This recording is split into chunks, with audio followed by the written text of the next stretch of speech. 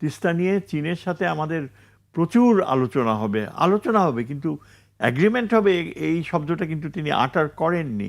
আপনি একদিকে ভারতের মতো একটা দেশ স্যাবোটাজ করার জন্য একেবারে এক পায়ে দাঁড়িয়ে রয়েছে।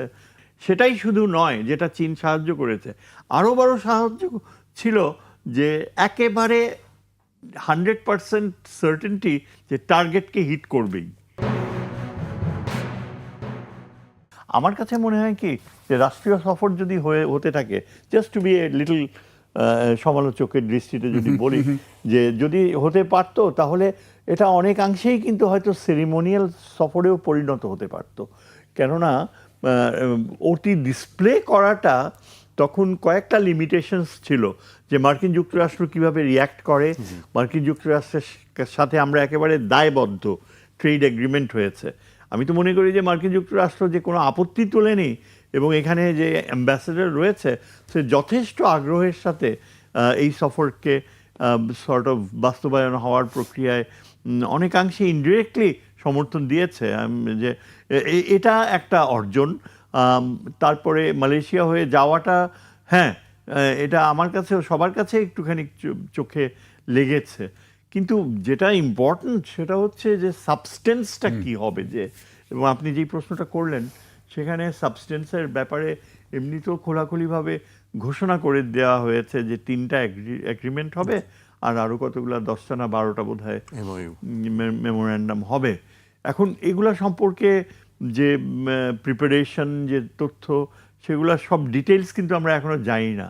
একটা ব্যাপার ঘটেছে যে তিস্তার ব্যাপারে এই পররাষ্ট্রনীতি যখন প্রেস ব্রিফিং করছিলেন তখন তিনি বলছিলেন যে তিস্তা নিয়ে চীনের সাথে আমাদের প্রচুর আলোচনা হবে কিন্তু অ্যাগ্রিমেন্ট হবে এই শব্দটা কিন্তু তিনি আটার করেননি।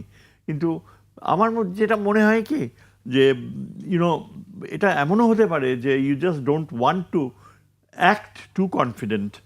আপনি একদিকে ভারতের মতো একটা দেশ স্যাবোটাজ করার জন্য একেবারে এক পায়ে দাঁড়িয়ে রয়েছে।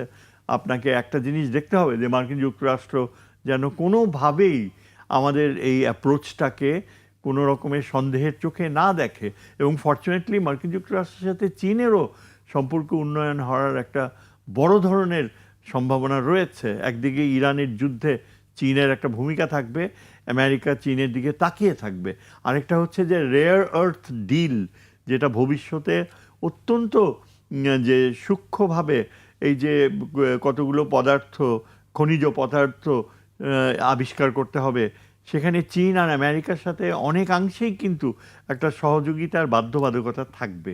এইটা আমাদের জন্য একটা বড় সুযোগ এবং আমার মনে হয় আমাদের পররাষ্ট্রমন্ত্রী কিন্তু এই বিষয়গুলো সম্পর্কে অত্যন্ত ওয়াকিবহাল রয়েছেন।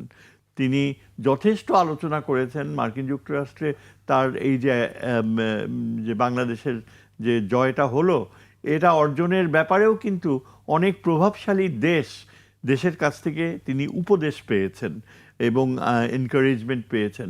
সুতরাং চীনের সাথে সম্পর্কের ক্ষেত্রে যেসব অ্যাগ্রিমেন্টগুলো হবে সেগুলো সম্পর্কে আমরা পরে জানব। তবে আমার কাছে যেটা মনে হয় সবচেয়ে গুরুত্বপূর্ণ অ্যাগ্রিমেন্ট সেটা হচ্ছে প্রতিরক্ষা বিষয়ে।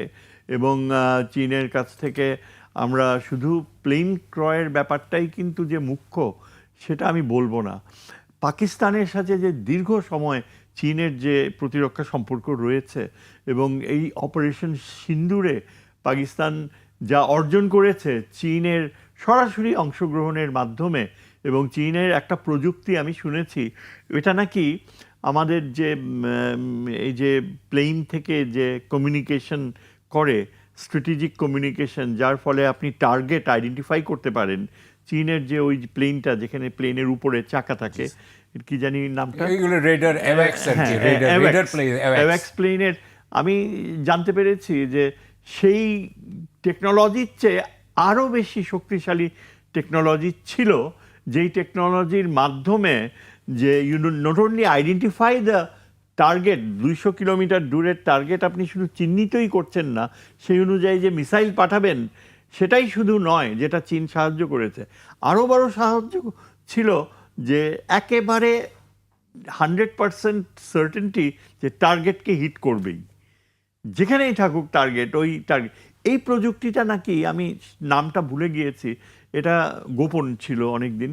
তবে এখন পাকিস্তানের সাথে চীনের যে গুণগত সহযোগিতা, আমাদের সাথে চীনের এখন সাইবার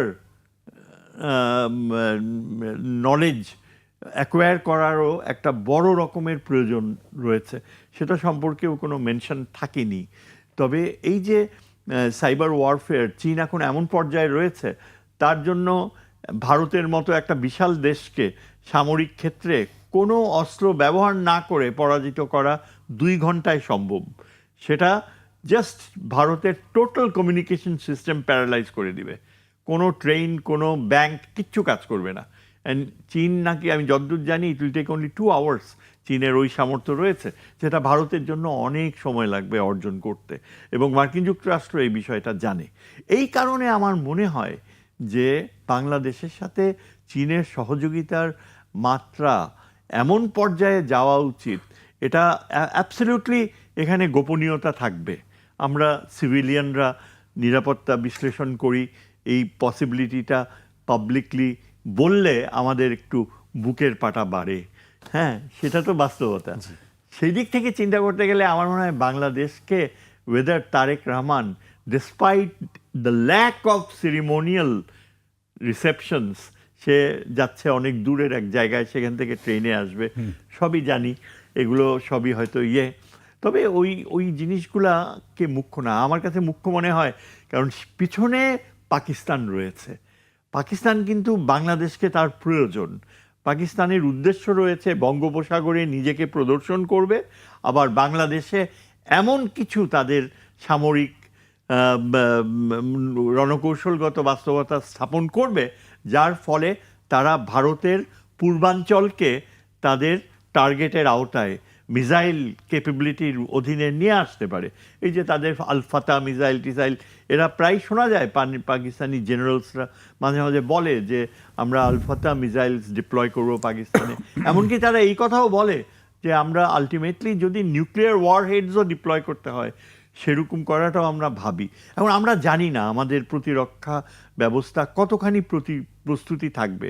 তবে এই চীনের সফরটাই কিন্তু রিয়েলি অনেকাংশে আমরা সিভিলিয়ান লেভেলে, হ্যাঁ, দ্বিতীয় পদ্মা সেতু করার ব্যাপারটা শোনা যাচ্ছে, তারপর যমুনা সেতু আরেকটা করার ব্যাপারেও কথা উঠেছে। চীনকে এই ধরনের সুযোগ দেয়া হবে কিনা জানি না, তবে চীনের যে সামর্থ্য রয়েছে, এবং চীনের কিন্তু একটা জিনিস কি, বাংলাদেশের বেলায় তারা অতীতে এত গভীর আগ্রহ আর কখনো দেখায়নি। আমি তো নিজেই অবাক হয়ে গিয়েছি যে বারবার তারা এই যে প্রতিনিধি দল বাংলাদেশ থেকে পাঠাচ্ছে, সব সেকশন অফ দ্য পপুলেশন থেকে যে যে চীনের সাথে পরিচিতি অর্জন করছে। তারপর ধরেন এই যে নর্থ বেঙ্গলের যে বড় ধরনের শুধু তিস্তার পানি না, সেখানকার উন্নয়ন, আরবানাইজেশন, নগরীকরণ ও শিল্পায়নের ক্ষেত্রে চীন যে একটা বড় ভূমিকা রাখতে পারে, এগুলো যদি ঘটে, এবং এগুলোর ব্যাপারে আশাব্যঞ্জক কেন, ভারত অত্যন্ত চিন্তিত। ভারতের অ্যাবসলিউটলি মোদি সরকার বলেন, বলেন, তারা বাংলাদেশের উপর রেগে মেগে যা ইচ্ছে তাই আনডিপ্লোম্যাটিক কাণ্ড ঘটাচ্ছে। এটা কিন্তু আত্মাহুতি ভারতের জন্য। তারা নিজের পায়ে নিজেই কুড়োল মারছে।